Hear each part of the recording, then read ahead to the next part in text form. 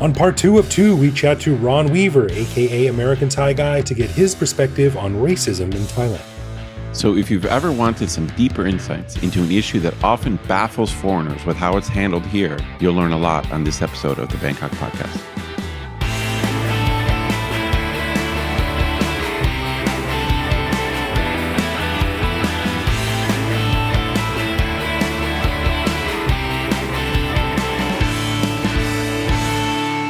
Sawadee krap, and welcome to the Bangkok Podcast. My name is Greg Jorgensen, a Canadian who grew up with fish tanks full of Siamese fighting fish, but despite having lived here since 2001, has never even once seen one in the wild. Where are they? That is a darn good question. I've never seen a Siamese fighting fish either. Yeah, I got to find out there. And I'm Ed Knuth, an American who came to Thailand on a one-year teaching contract 23 years ago. Fell in love with Thai students who smile and say they have no questions, even when they have no idea what I'm saying. So I never left. It's a constant search for validation. It just makes my job easier. I ask them, they smile and say, no, we're good. And then I'm good, I'm fine. Even though I later find out that they have no idea what I'm talking about. You should just change your question. Do you have any interest in discovering what I'm talking about? No? All right. I don't want to ask that question. No. It's a bit too honest, yeah. We want to give a big thanks to all of our patrons who support the show. Patrons get every episode a day early, behind-the-scenes photos of our interviews, a heads up to send questions to upcoming guests, and access to our Discord server to chat with me, Greg, and other listeners around the world. But best of all, patrons also get an unscripted, uncensored bonus episode every week where we riff on current events and Bangkok topics.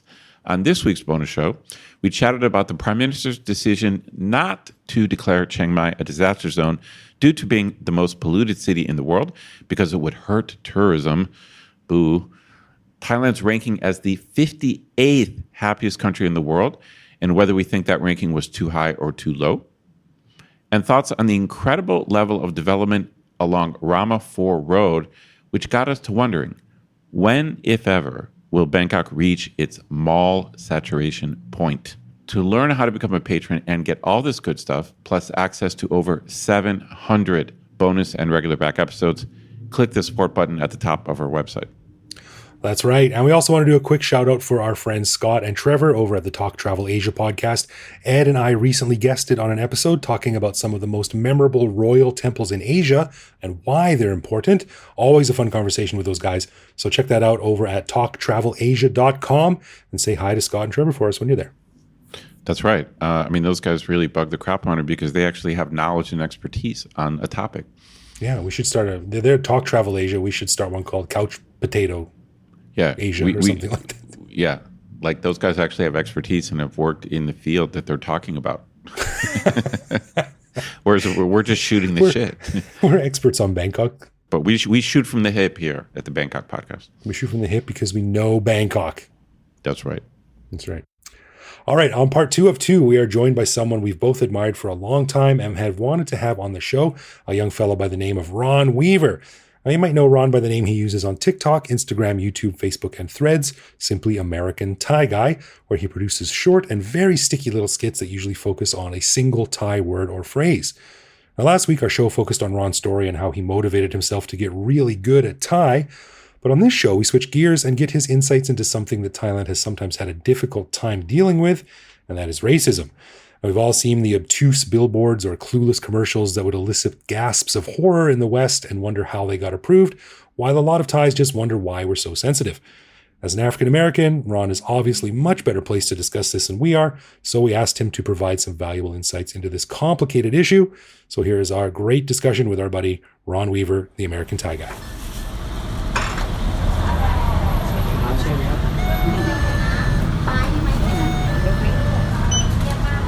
Right.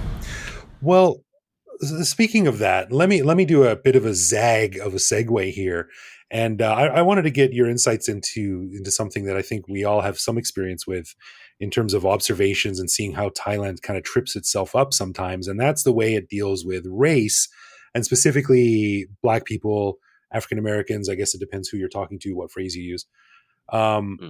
in the past, there's been some pretty embarrassing faux pas by Thailand, making fun of dark skin or promoting the ideal that only white skinned people get treated good and things like this. So obviously, Ed and I, as two pasty foreigners, don't have any experience with this. So, what is your observation about this? What has your experience been? Is Thailand racist? Is it just sort of clueless? What's going on here? What can you tell us about this? I I've had I haven't had any really negative or what you would call racist experiences in Thailand, and the reason why I say that is because uh, racism, especially where I'm from, is pervasive. It's based upon hate, uh, and it's something where it can reach the point of actually, violence and people losing their lives. So, if you're asking, is there the kind of racism uh, in Thailand like there is in America? Absolutely not, unless Hmm. you're talking about the foreigners who bring that with them, Right. because Okay. Sure. Okay. that's the only kind of racism that I have actually experienced that type of racism from. Those are only people that have actually experienced the kind of racism that I've experienced in America from, and that is from foreigners. Right. Because ever Right. since I've been here, Thai people have never hated me because I'm black. They might have preferences for people with lighter skin, which is that's entirely up to them. But they do not mistreat me because I am black. This reminds me. We've done a couple shows about what it's like to be gay in Thailand, and Mm, there's this perennial debate over because for some gay people they consider Thailand a gay paradise, and so mm. we've had different people on the show who've presented different perspectives on this, and one take is, well, gay people don't enjoy certain rights here. There's still discrimination in certain families, and so there's a bit of a pushback among some gay people and saying, "Hey, this is a misrepresentation. This is not a gay paradise." But Mm. other gay people say, "Hey, wait a second, like no one punches me in the face here." So Yeah. like so whether they truly like me or accept me, I don't care. Like they leave me alone, they're polite to me. So this is a gay paradise. I mean, do you feel, I mean, you're making this point that of course it just, the US is so big, it depends on where you are, but in certain places in certain neighborhoods it would be dangerous for a black guy to go there, just like it would be dangerous for a white guy to go to certain neighborhoods in the US. But Well, so that's a different thing, though. okay, I agree. That's a different thing, though. Well, no, I'm not drawing a parallel. I'm not drawing a parallel. I'm just saying that the U.S. Uh, we have a confrontational culture. We have a direct culture, yes, and I agree. Thailand has a very indirect, flexible culture. So, do you feel like you're just taking advantage? Like the bottom line is whether they really like you or not. Are you saying it doesn't really matter because they're not direct about it? Like they're just polite, and is that kind of your take that you like? I don't think that they're I'm not saying that they hate me, but they're not direct about it. That's Uh, because that's huh, not the case. They don't oh, in their culture, mostly because they have been raised with Buddhism, in that they feel that you're a human, and that's all that matters. And they don't. The only thing they care about is if you are a good person. If you're a bad person, doesn't matter what color you are, they're not going to like you. sure, Yeah. You know what I'm sure. saying? So that's the way they feel about it. And I've had my assumptions where I thought something, people were being racist. Like I had a video that I uploaded on Facebook back in 2018 where I was asking Thai people, and I spoke in Thai, so this went viral on on Thai Facebook, where I was asking, why do Thai people like to say that black people are scary? Because I had heard that Sure. often, just they don't know that I can understand Thai, and then they might say that where I can hear it. Oh wow. Right. Okay.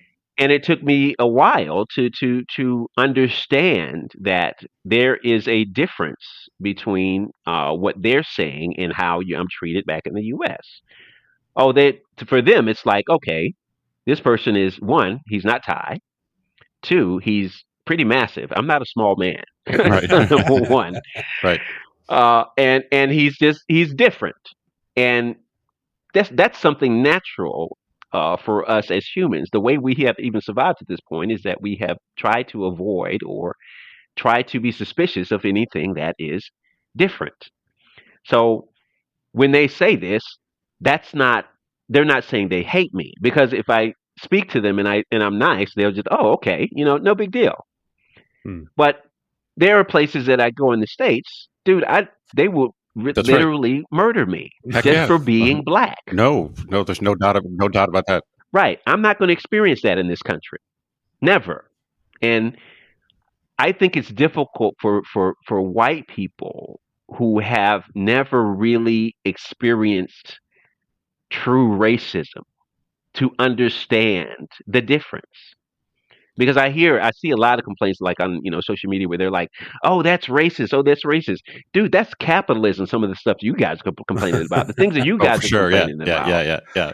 No doubt. is capitalism. You know what I mean? Oh, they're targeting me because I'm white. No, they know that most white people that come here have money. Hmm. They have the most Right. money. That's just the fact of Sure. the world that we live in. So Sure. if they're going to target the people who have the money, who do you think they're going to be targeting? Me? Right. Right. Well, They're not going to do that. You know what I mean? I want to clarify, like Greg and I, we've never claimed to be the victims of racism here. Although we do joke a little bit about very small things, but like they're very small. It's just it's when one of my favorites, just because it's so I find it funny, was when I used to work in a big office tower, like super tall office tower, and this only happened a couple times, but a couple times I'd be alone in the elevator, and the elevator door would open up. And there would be a meek kind of Thai office girl, and she would take a step towards the elevator and then see that only a white guy was in there, and then she would step back and like not want to get in the elevator with me. And it's such a I'm not complaining. I know this is nothing compared to what real racism is, but it's weird. It's like it's so awkward. And it's just it's the tiniest. I've only had the tiniest little tastes. Yeah. I think it's very valuable for someone like me, a white guy who comes from a redneck little farm town in the middle of Alberta, to face, and I'll use the word, at least a little bit of discrimination. Like when someone doesn't want I'm sitting next to the only empty seat on the BTS and no one's sitting next to me, or the elevator thing or something like that. Like it's not racism.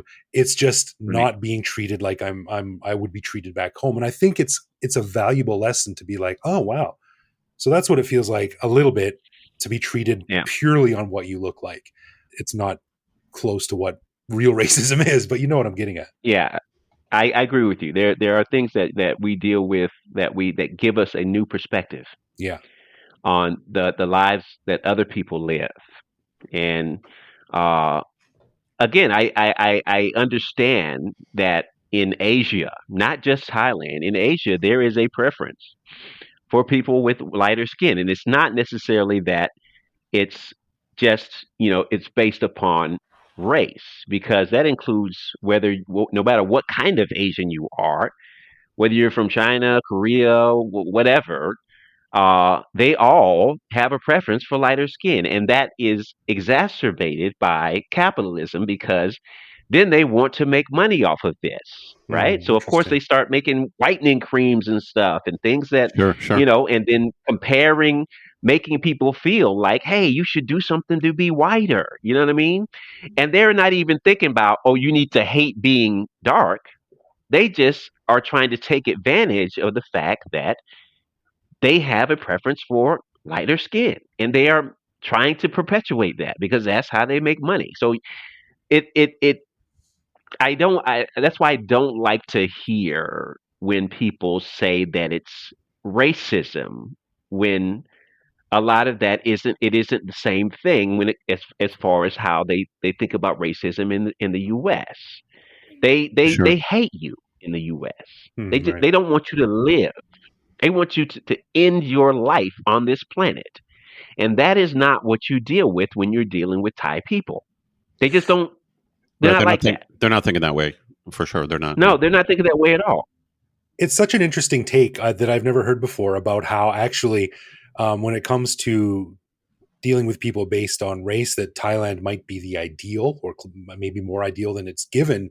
The people often give it credit for, because, like you said, it doesn't matter what color your skin is. If you're a jerk, that's really what the Buddhists care about. You have to be a good person, and everything else is secondary. So it's funny that you could say, like, well, how Thais treat race, that's actually something to strive for, because again, like I said before, it often gets a lot of shit for how they clumsily present these topics, on advertising and things like that. That's a good segue. I wanted to ask about this, Ron. So we did a show on whether or not Thailand was a woke-free zone, because Thailand just seems to have avoided these cultural issues. And, I teach at a university, and I just thank God I'm teaching here and not in the States. And there's so many things I don't have to worry about teaching in Thailand, and I don't have to pick and choose every word super carefully. Do you sometimes hear? Okay, I'll tell this little quick anecdote just as an example of what I mean. This is years ago. I was at a party with my wife. Super sweet, super cute Thai woman, great, big heart, but has really good English and kind of savvy about American culture. We were at a party, met an African American guy at the party, and my wife immediately started trying to talk in jive with him. Oh my God. And I didn't hear this story. I was horrified. I'm like, sweetie, like, no, like, you can't do that. And I'm like, I go to the apology guy. I'm like, I'm so sorry. And he stopped me. And I remember this guy, he just goes, Thai people, you can't hate them. and it's true. Objectively, it was inappropriate. It's objectively inappropriate. It would be like, you meet a Chinese guy at the party and you start speaking like ching chong, ching, like, it's just totally inappropriate. You know what I mean? But Thai people are just so sweet, and there's no, like you said, there's no hate in their heart, and so yes, it's not PC, but it doesn't matter. And is that how you feel? Because I'm sure Thai people must sometimes say or do things to you that, if someone did it in the States, it would rub you the wrong way. I'm sure. Does that happen? Well, I think that I haven't really had much issue, other than sometimes I'll get comments where people who are trolls, and they try to use some word or some sort of insult to try to make me, feel bad. It's based upon me being black. Uh, and I think that's just the nature of humans. There's some people that are just going to be horrible people, and they're going to try to make you feel bad. They'll try to use something against you, because that's the only weapon they may have. Sure. But as far as, like, issues of having to deal with PC culture, Thailand really doesn't have that issue, because, again, that whole thing is from my perspective, is just a lot of different groups of people trying to be treated like a human being equally. Whether no matter what it is that you feel like you're being mistreated, or you're feeling like you need to find some way to argue in order to get to a point where you're not being made to feel bad, or being slighted, because that's all about. But you don't have as much of that outside of the rich and poor here. You know what I mean? As far as the issues about people choosing to be, whether they're gay, whether they're transsexual, nobody cares about that here. You want to dress like a woman, do your thing. As long as you're not bothering anybody else, or causing anybody else any issues, especially if those issues are imaginary. You know what I mean? No, Thai people just tend to be like, do your thing. Just don't. I don't know if there's even an English word for อย่าทำให้คนอื่นเดือดร้อน Have you heard this before? No, I don't think so.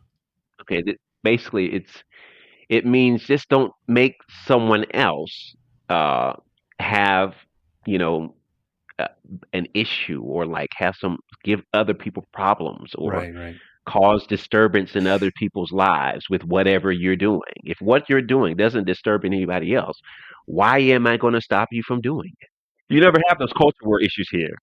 Right. It's funny what you said about capitalism too, because we've seen Yes. things go in the States where like someone doesn't want to bake a cake for someone because they're marrying someone they don't approve of. But here, like, most people would be like, I don't give two shits what you're dressed like as long as you pay your bill at my restaurant. That's kind of what what I'm concerned about. I want to know, what does woke mean? What does woke mean? What is what I mean, what is the what is the word that people are probably, what does that mean? Well, no, that's the perfect question because I don't know, and that's the first thing I say. I just gave this lecture 2 weeks ago, and I said that the problem with wokeness is everyone uses it differently. And I'm supposed to be teaching the concept, and I tell my students there is no settled definition of it. And this is we said this on the show ourselves, Greg, when we did our show on wokeness. We were like, the problem with talking about wokeness is I don't know what the heck people mean by it. So no, you're right. You're absolutely right. But I was going to bring up. I told my students a story about how in my first 2 years I was here, and me and my buddies were down near Soitania, and on Soitania there are some clubs there that say Japanese only. And I told my students, my Thai students here, that we as Americans were offended that there were Japanese only clubs here, and so we insisted on entering. We were like, "This is insulting, like, outrageous." And my students just found the whole thing hilarious. They're like, Thai people don't care. Like Thai people don't care that there's Japanese only clubs. Because again, maybe it's kind of your point. Like those clubs or those people they're not reaching out and harming anyone. Yeah, No. They're just doing their own thing. Japanese only clubs and Thai people. I've never heard of a Thai person complain about a Japanese only club. But No. but for Americans, that's offensive. I'm offended by that. Well, here's the thing. Because I remember, recall, I think it was Dave Chappelle that was talking about how, especially in American culture, where white people have been taught that they're free to do anything, everything is basically, the world is theirs, and everything should go along, with the way with their worldview. Whereas when you come here, you kind of have to have a take the position of an observer and and try to understand why things are the way that they are. Because in places like Patio, where some of the bars will only let, they won't even let Indians come in there. But this isn't because they don't like Indian people. It's because of Indian culture. Okay, the Indian culture, they'll go into a place and they'll have five people drink one beer. Hmm. Okay, that's okay for them, but they don't want that in that shop because they are trying to make money. And capitalism. it is capitalism that is forcing them to say, hey, we don't want this culture in this bar. Interesting. So because we're trying to make money, and it's not about hating them. So that this is where you get that, where people are confusing capitalism with like racism. Right. You know what I mean? Okay, look, I'm only going to be taking Chinese clients because these are the ones that are going to spend the most money wherever I take them. It's not, I'm not being, yes, it's discrimination, but it is not based upon hate. Understood. It is based upon capitalism, period. I want to make money. So you're going to focus on the people who are going to make you the most money. And I think a lot of issues these days, even when it comes to jobs, some of the issues in the U.S. economy that people tend to blame on, discrimination or, oppression or whatever, dude. This is about money. That's it. Fascinating. Right. But I mean, if you're on the short end of that, then it still stings the same as if it was hate. Yeah, of course. It's like Greg and I have made jokes before about these English language schools that have Filipinos or Burmese or maybe even African Americans whose English is perfect, better than ours, but these schools, they want a white guy or someone or someone with blue eyes to teach their kids. So these Thai parents see the white guy teaching them English. Like you said, that's capitalism.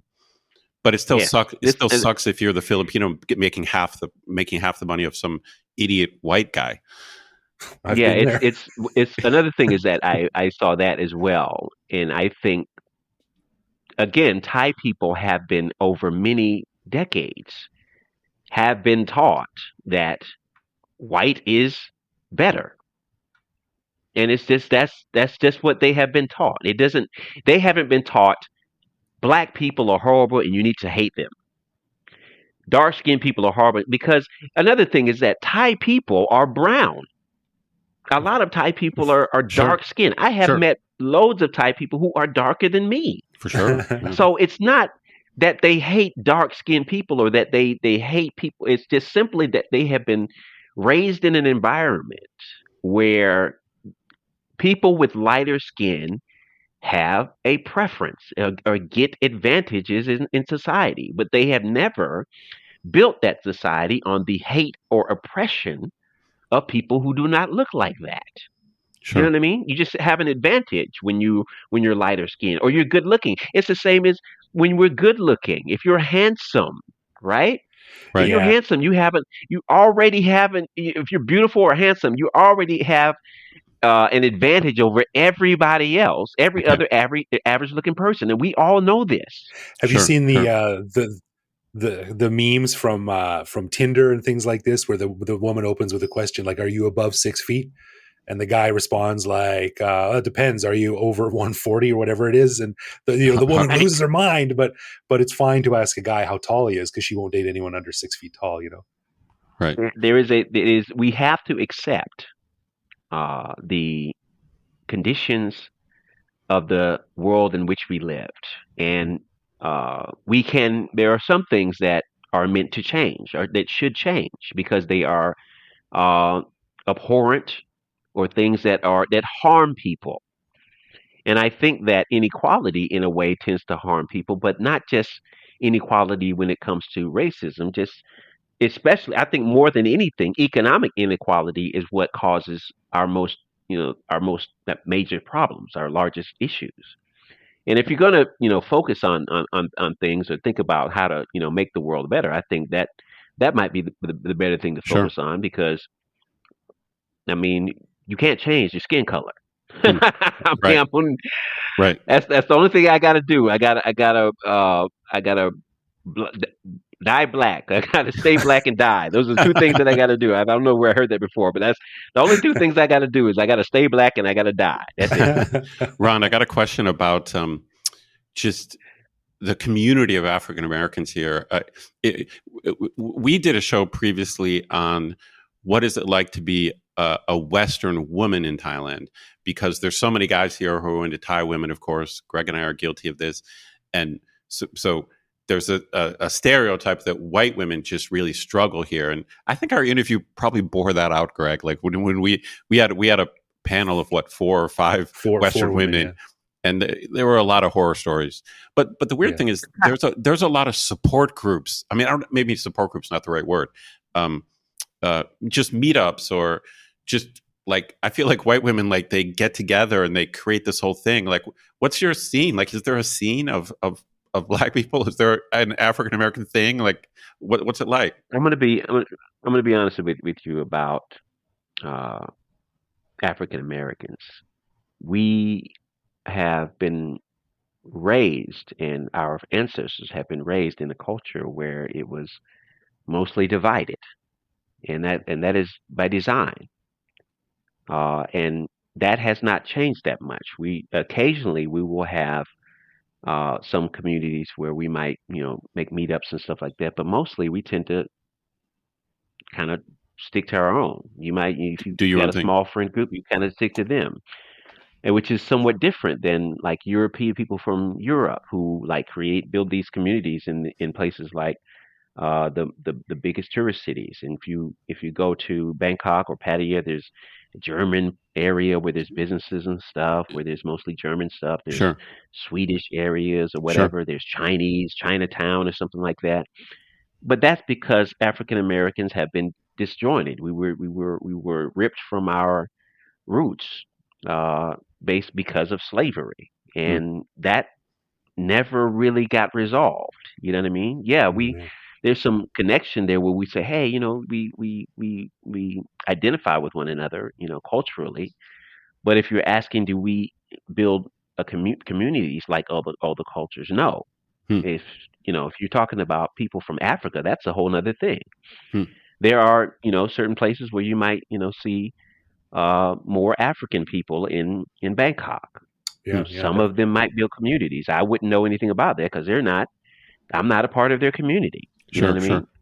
But it's another thing is that uh, a lot of these places that build communities in other places are used to like making investments, building businesses and things of this nature, where they have the ability to do that and less obstacles to make that happen because of the history of their ability to do this in different places where a lot of African countries may not be able to do that.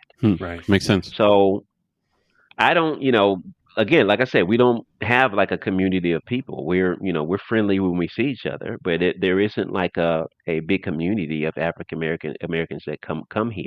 But I have noticed that there are more black people from the States who are, learning about traveling internationally, and many of them are interested in coming here, especially after they hear from people like me, and they're like, "Wow, this, it's that good." Yeah, I don't have to worry about getting shot by police. So yeah, it's Right. Yeah, yeah, it's fucking amazing Heck yeah. in comparison to living in the U.S. You know what I mean? Yeah. Absolutely, it's great. They treat me great here. If I learn, the food is great. You know what I mean? The weather's great. Sure. So I think for anybody, I don't care, where you're from or what culture or what color your skin, when you come here, if you are respectful and you are, and you are a person, you're good to other people, you're going to have a really good time here. Here. Well, I think that's a really good note to end it on. Some awesome insights, man. That was really, really helpful and interesting and educational as well. So, Ron, where can people find you online then if they want to watch your Instagram, your Facebook, Threads? Where do they find Ron Inc? I actually publish on most of the major platforms. You can find my account under American Thai Guy. It's at American Thai Guy on TikTok, Threads, Instagram, YouTube, Facebook, and I think that's all of them. But if you look for American Thai Guy, you'll find me. Right. And I don't I have a lot of content that's already there, but I might be a little bit busy, so don't expect too many new videos over the next couple of months. But I appreciate anyone who is interested in learning how to speak Thai coming and following and commenting on what I'm doing. I appreciate all the support. Listeners, Yeah. listeners, you got to trust Greg and I. Ron's stuff is definitely worth checking out. I'm telling you, man, there's really no one like you doing what you're doing. I mean, with like the comedy, the performance, the dressing up, it's just, I've never seen anything like it. And then, like I said, like your Thai is such a high level that I don't feel like my Thai is getting worse when I'm listening to you. This is my problem with a lot of foreigners. I don't want to listen to foreigners speak Thai. I just feel like I can hear it's not right and I don't want to listen to it. But you're not like that. So it's a huge positive. It's awesome. Right on. I appreciate that, brother. I appreciate it. Well, Ron, thanks again, man. It was great talking to you. We've taken up too much of your time.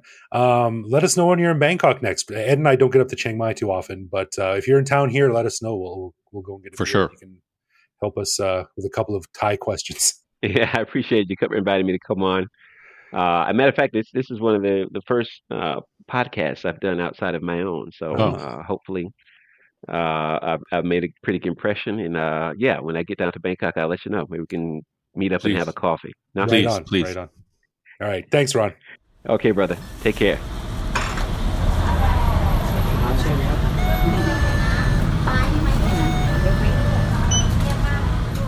Well, as I said last week, this was one of my favorite interviews I've ever done for the podcast. He's such an easy guy to talk to, but also interesting. So last week, where we focused on Thai language, you and I love to talk about how bad we are at Thai, and it's hard to hate someone like Ron. You just got to give him credit for what he did, then the stuff this week is just fascinating because.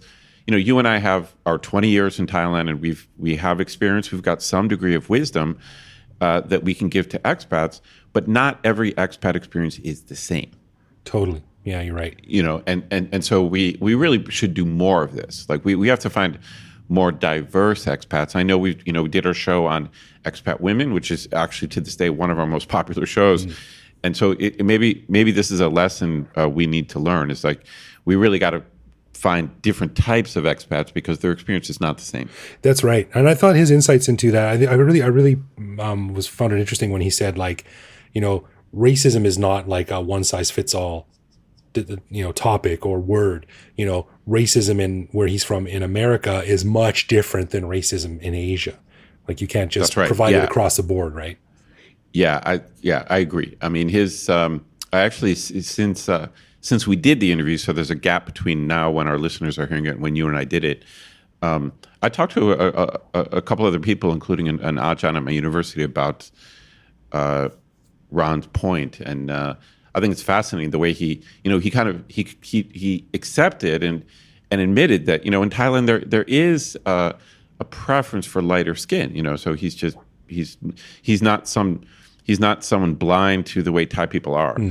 But at the same time, from his perspective, the harshness of Western racism is way worse than that. So even though he's saying, Thai people prefer lighter skin, it's just the way Thai people administer that, or the way it plays out in his life, is much less harmful to him, or right. He as he said, like, no one's trying to kill me. That's right. That's right. I mean, and so I just found that fascinating that he obviously he's made a life here. He's met a soulmate. But I just find this type of stuff really fascinating. It's what you and I had a fascinating discussion with 4 expat women, and for you and I, we're just hearing what they talk about, and it's like their experience is very different from ours. We're like, what? You know what I mean? Are you serious? Oh my God, people actually do that. Like, what country? We're like, what country are you talking about? They're like, you've been living in Thailand, right? And so the good thing about Ron's case is that he likes it here maybe even more than we do. Yeah, and it's like when I try to explain the Thai taxi experience of a single Farang male compared to the taxi experience of like a Thai female, totally different. They're not going to turn around and be like, you want to go, you like lady or something like that. But, conversely, they're also not going to put their hand back and try to rub it up my leg, as has happened to several female friends of mine as well. So fascinating discussion, always really interesting to get very, very different viewpoints and try to learn as much about the world and about the culture that we're living in. So many thanks to Ron for coming on the show, and make sure to check out his social channels because they're really, really educational and very fun to watch. For sure. American Thai Guy, check it out for sure. We got to get Ron down in Bangkok. We got to take him out. And next time we do a meetup, we don't know when that's going to happen, but it'd be awesome if Ron could make it. Totally. All right, we ask our listeners to send us a voicemail using the little microphone button on the website if they have something to say. And this week we heard from JR, who was inspired by the story I told of my first date with my wife at State Tower, home of Sirocco and Labua. And he had a similar story, though with a bit more tears. So let's hear what JR's had to say. Hi, Greg and Ed. Greg, I also had my first date with my future Thai wife at Labua. I booked a table, and she cried when she saw the prices. She wanted to leave. I finally convinced her it was okay. I've paid more for a meal before. She ordered one of the cheapest appetizers, but no main course. Loved the views. The food, not so much. Well, all I got to say is JR and I are on the same page. I had a similar experience there, although my date did not actually break out in tears. I just found the cost didn't match the quality of the food, although the view is great. We went through it last week. But what's your take on it? No, I think, well, thanks for sending that message, JR. That's pretty funny. It's funny because what I didn't say about my date there with my then girlfriend, now wife, was that I was upfront about it. I was like, we can go here, but we're having one drink, and then I'm not spending 400 baht a drink, right? And so we had a drink, yeah, right. And then she was like, I want to have another one, and I was like, well, and she's like, I'll pay for it, and I said, okay. So we ended up having many more drinks there, and I'm sure she was not impressed with. She got the credit card bill the next month, and she was like, wow, that was not worth it. Although maybe it was because we ended up married. Just to be clear, the view is fantastic. Beautiful. So we're not saying don't go. We're not saying don't go there, but man, dinner's a tough thing to justify, I think. Yeah, no kidding. Oh, I will say, JR, it's better that your date maybe cries at the beginning of the date than the end. I don't know. It's pretty funny. Thanks for sending that in. Greg's used to girls crying at the end of the date. So. That's just because they're sad to see me go. Is it? Ooh. You like that? Ooh. All right. On that note, I'll get to my outro. Thanks, Jay. A final thanks to all of our patrons who support the show. Patrons get a ton of cool perks and the warm, fuzzy feeling knowing that they're helping in our never-ending quest for cool content. Find out more by clicking support on our website. And connect with us online. We're Bangkok Podcast on social media, bangkokpodcast.com on the web, or simply bangkokpodcast@gmail.com. We love hearing from our listeners and always reply to our messages. Yeah, baby. You can also listen to each episode on YouTube. Send us a voicemail like JR did through our website that we'll feature on the show. Hit me up on threads at BKKGreg. Thanks for listening, everyone. Take it easy out there. Take care of yourselves. We'll see you back here next week. Absolutely.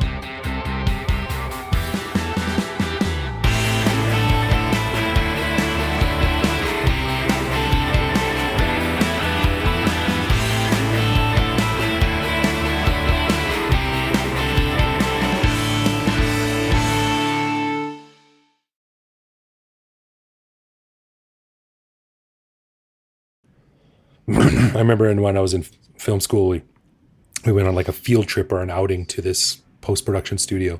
That was the first time I saw digital nonlinear editing. This guy was using Avid. Oh, wow. Nice. And I was just like, what is that? Holy shit. It's so cool.